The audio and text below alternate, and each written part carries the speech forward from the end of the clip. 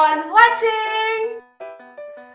Hi guys! Here in our first experiment, we are going to create a candle floating on the water. This candle isn't made of wax, but it is made of water and other transparent materials. How? Wait, we're gonna show you. First, here are the things that we need. Colored rock, candle wick, plastic sheet, glass, water, oil, lighter. Are you ready? Yes, we're ready! First, let's put the colored rock into the glass.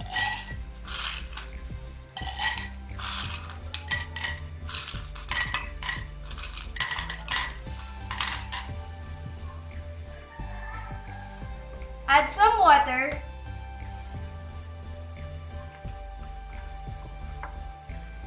and 3 tablespoons of oil. 1, 2, 3.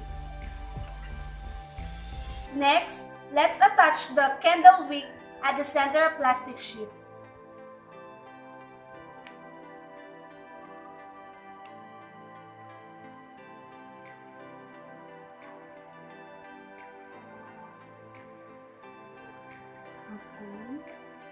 Okay, that's it.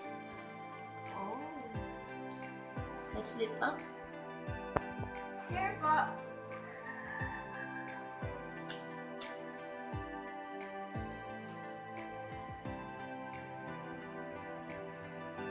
Okay, well done. Wow! Just like water, oil and plastic sheet are transparent that allow light to pass through. Because light passed through, we were able to see objects behind those transparent materials. In this experiment, even if 3 elements were over each other, still light passed through the plastic sheet, oil, and water. That is why we were able to see the colored glass and colored stone below the glass.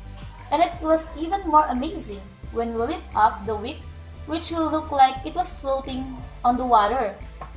Wow! Amazing! Guys, ready na ba kayo sa pangalawang experiment natin? Yeah! Nakikita niyo ba itong mga color liquid na to? Oh. Alam niyo ba na pwede nating maging colorless liquid yung mga yan? Talaga po? Yes! Magic po ba yun? Hindi, pero may kinalaman ito sa science experiment. Nakikita niyo to? Bigyan lang natin ito ng magic liquid water.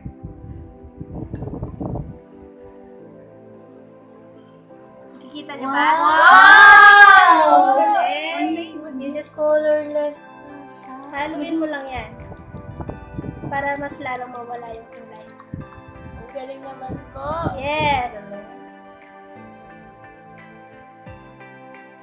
Ang colored water na inihanda para sa experiment ay may halong food coloring na isang homogeneous liquid. Ang homogeneous liquid mixture ay mayroong uniform composition and properties, kaya imposibleng mapaghiwalay na ang tubig sa food color. At ang magic water naman ay isang homogeneous mixture liquid din, na gawa sa water, sodium hypochlorite, and sodium hydroxide. Ang karaniwang tawag natin dito ay bleach. Karaniwan nating ginagamit ito upang pumuti ang mga labada dahil nagtataglay ito ng oxidizing agent na nagbe-break down sa molecules ng mga chemicals or colorants na pinagmumulan ng kulay tulad ng food color. At dahil sa magic of science, ang makulay na tubig ay muling nawalan ng kulay. Wow! Amazing!